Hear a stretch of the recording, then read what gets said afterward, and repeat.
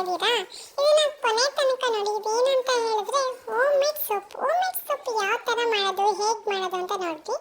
Soap ಪೇಸ್ಟ್ನ ನಾನು full melt ಮಾಡ್ತಾ ಇದ್ದೀನಿ. ಮೆಲ್ಟ್ ಆಗೋಕ್ಕೆ ಇಟ್ಟಿದ್ದೀನಿ.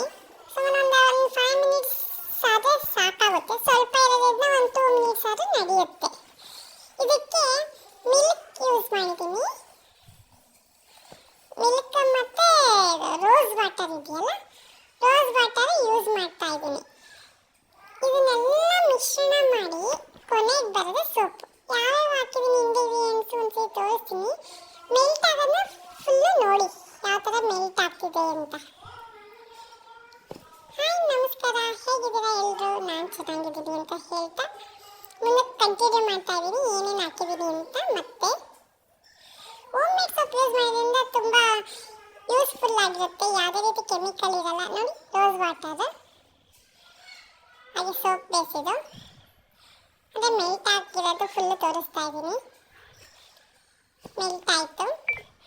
ಆಮೇಲೆ ನೆಕ್ಸ್ಟ್ ತೆಗೆದು ಮೋಲ್ಡ್ ಇರಲಿಲ್ಲ, ನಾನು ಈ ಥರದಲ್ಲಿ ಫುಲ್ಲು ಮಿಶ್ರಣ ಮಾಡಿದ್ದೀನಿ. ಲಾಸ್ಟಿಗೆ ರೆಡಿ ಆಗೋದೆ ಈ ಥರ ಸೋಪ್ ರೆಡಿ ಆಗುತ್ತೆ. Thank you.